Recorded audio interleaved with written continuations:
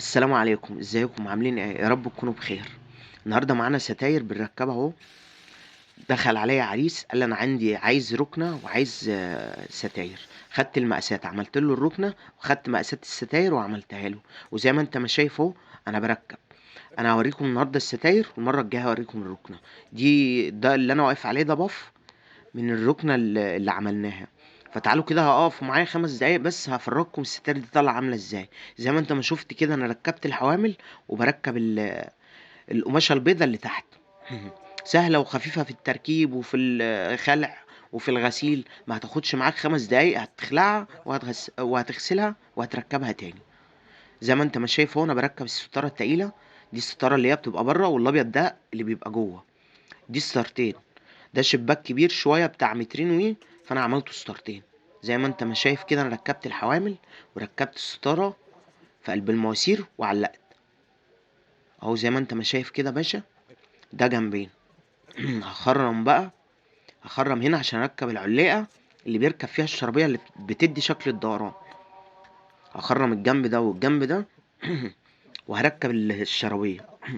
ستائر خفيفة وشكلها شيك وتخلعها في اي وقت. تركبها وتغسلها، بس اهم حاجة قماشك يبقى نضيف عشان ما توبرش. ما القماشة مثلا ما تبهتش يعني عشان تعرف تظبطها في الغسيل. ده الفيلم اللي احنا كنا بنتفرج عليه اهو واحنا شغالين. انا مش عارف هو مصمم يجيب الفيلم ليه.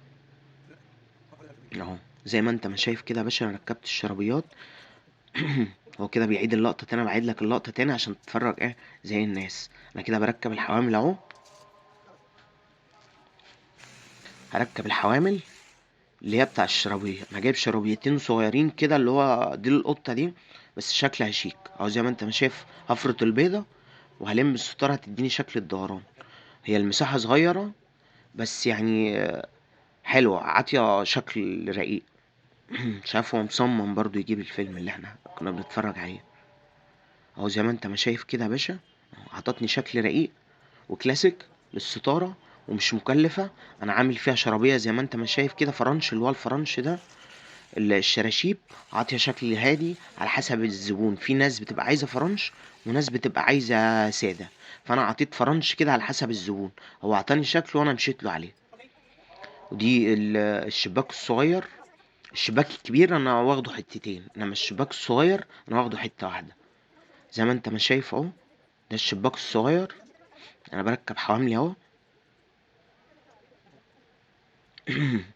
هركب الحامل وهبدأ برضو احط ايه المواسير في قلب الستارة. انا مركب لها شريط ستانلس كده فضي بلون الستارة. شكله شيك. اتفرج كده يا باشا معايا. انا كده باخد مقاس وبقطع وهركب الستارة البيضة اهو. الستارة البيضة بتبقى ورا. ده حامل دبل بيشيل ماسورتين اهو. ودي الستارة التانية اهي. اتفرج يا باشا كده. دي الستارة التانية اهي. شكلها شيك ورايق. تعال بقى انا اوريكم الستارتين بقى مع بعض. بس عايزكم تصلوا على النبي. لو وصلت لحد هنا ما تنساش تصلي على النبي. اتفرج يا باشا على الجمال والشياكة. ده كان شغل النهارده. وان شاء الله باذن الله اشوفكم الفيديو الجاي. وما تنساش تصلي على النبي وتدوس لايك وتعمل اشتراك عشان يوصلك كل جديد. والسلام عليكم.